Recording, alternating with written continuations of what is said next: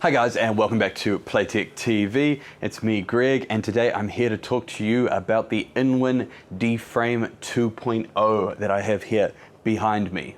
Now, pretty much everyone's seen the D-Frame at some point of time. They're like an absolute classic at CES, at Computex, everything like that. You always see them on display. This here is the new 2.0 version.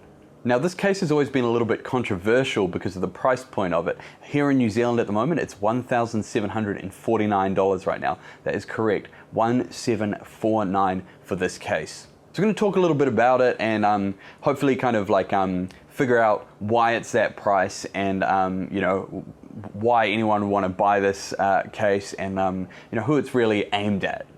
So first of all, the chassis on this this guy here is actually welded by hand. So a human being has welded this. And you know, when you actually get in close, I'll do some close-up shots of these. They are actually pretty tidy welds in here, like for something that's probably done in a you know, mass-produced in a factory. Although it is done by hand, the welds are actually pretty good. Definitely not as bad as some of the welds I've seen. This guy was actually inspired by the dirt bike chassis, and I can actually say that the welds are better than a lot of the ones that I've seen on actual dirt bikes. I'm a bit of a enthusiast there myself, and I can say that the chassis on this guy is actually pretty tidy. Sometimes you see bad welds that have just been like filed down and stuff like that on a lot of these hand welded but still mass produced kind of things, whereas there's none of that here. They're actually really tidy welds altogether. So obviously that's going to factor into the cost a huge amount. It's going to take a human being a lot more time and a lot more skill and a lot more effort to do nice and tidy welds like this than it would be to just like press something out of steel or whatever and then sort of bend it into shape on a press or something like that a lot of other cases and things are. You can fit essentially any motherboard from micro ATX all the way up to extended ATX boards in these guys, which is fine. I mean, like, some people think it's funny that it doesn't fit mini ITX in there, but really, if you're gonna put mini ITX in this guy, you know, you've got bigger problems than whether or not it's going to fit. Like, you probably need to just reevaluate your life choices. But you know, in saying that, there is the D-Frame Mini, which is available as well. So maybe that's something that you could look into. But yeah, definitely that's not a drawback on this model because it's just not aimed at that kind of system. So anything from micro ATX to full eATX will go in this guy, no problem. You've got plenty of clearance for GPUs on this guy as well. As you can see, we've kind of got like a custom loop in here, so it's kind of getting in the way of things a little bit, but it wouldn't actually impede the positioning of the GPU. It might look like it from the image, but it wouldn't actually get in the way. You can fit basically any GPU on the market in this guy. The only real issue with clearance that you have is I think you've got a 165 mil max clearance for the CPU cooler here. I think though, if you're going to be building a system of this scope in this kind of price range and everything like that, you're probably not going to be going for an air cooler. You're probably going to be going for a custom loop, sort of like what we've got here anyway. So that's really, once again, for the price point, even though some people are probably going to go, oh, I want to, you know, throw an air cooler in there or something like that. It's just, you're probably looking at the wrong case, you know. This is very, very high end, and it's made for these liquid setups, really. Like, I mean, you've got all this clearance for radiators and things like that, so it would just make no sense not to go for a nice liquid setup in a case like this.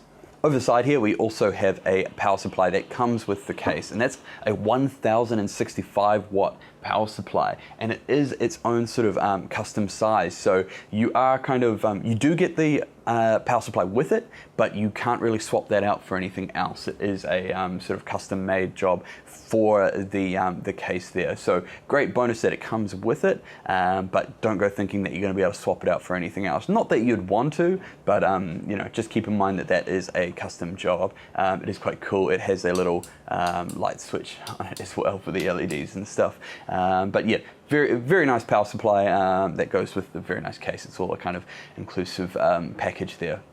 The latches on the side here are also really cool. We've got these kind of like press down handles that we can then open up the top of the case to do any work, any adjustments to building it and everything like that you want to do. It does feel like a like a car or something like that. Feels like a gull wing on a car. What you'll notice, however, is that there's no front on it at the moment.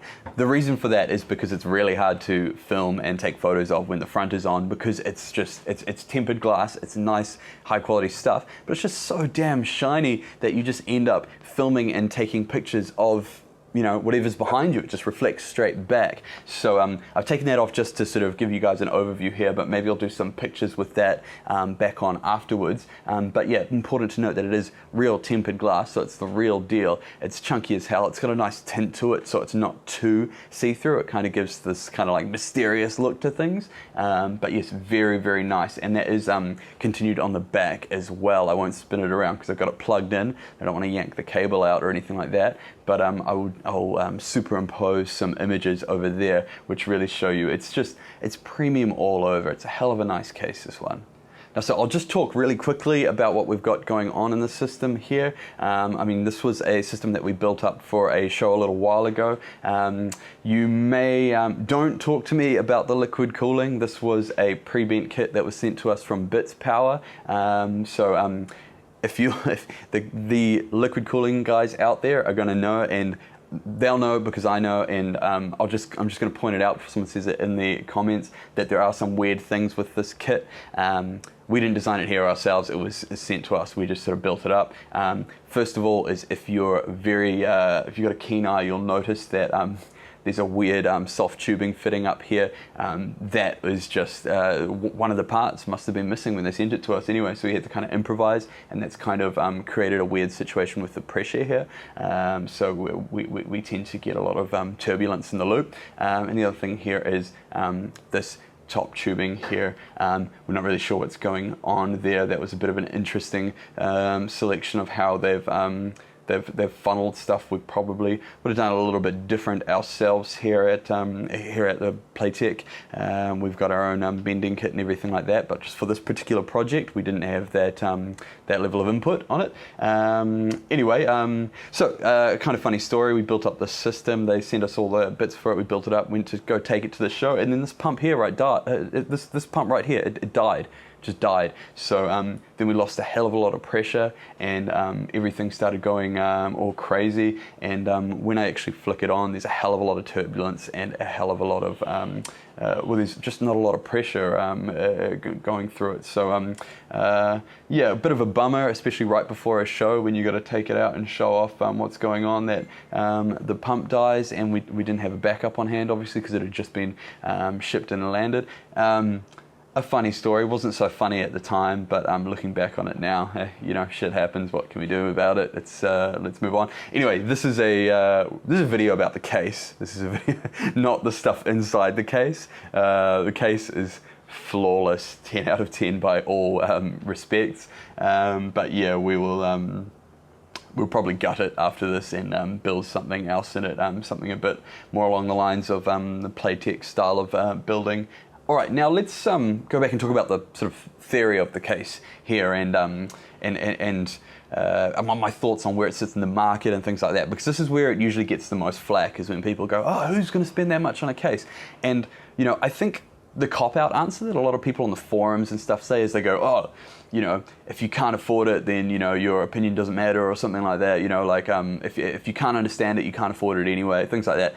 My opinion of it is an amazing case, but it's just simply not aimed at a budget-conscious builder. When I'm personally building a PC, I'm looking at how much bang for buck I can get for my dollar. I'm looking at building something that's super cost effective and is going to let me play games and have a good time.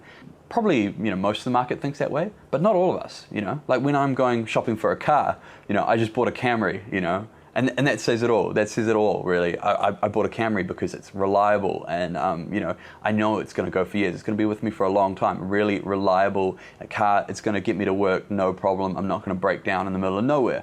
And it's the same sort of thing with computers. Like a lot of us, when we're looking for parts, we're looking for just something that'll get us get us there and do it well. But we're not looking at that sort of top end sort of thing. Whereas going back to the car analogy, I bought a Camry myself, but there are guys out there driving around in Ferraris, and you can't tell me they went into the dealership and they went, hey, look, I just want something reliable that's going to get me to work on time. That's just that wasn't how the conversation went. They walked in there and they went, I want the coolest car. I want the best thing. I want something that's going to turn heads. I want something that's going to blow people's minds. And that's where this case sits. It's that top sort of range of those guys that just go, I want something amazing. And I can't fault people for wanting nice stuff. Whether they're millionaires or not, it doesn't really matter. It just comes down to how much how much it's worth to them, how much time they spend with their computer, or how much their the aesthetic matters to them. It's really a personal decision that they can only validate themselves, and they don't have to justify it to anyone but themselves. Okay, guys, that is all for today. I'm going to leave it at that, and I will be back very soon. I'll probably have, another couple. I think I've got another case video coming up, some more stuff from Logitech. I got an overclocking video that I owe you guys from the competition I've been doing with Kevin at Tech Showdown, where we're giving away some stuff. I'll throw a link to that giveaway down in the description if you haven't jumped on board with that yet. Other than that, that's all for today. I will see you guys soon.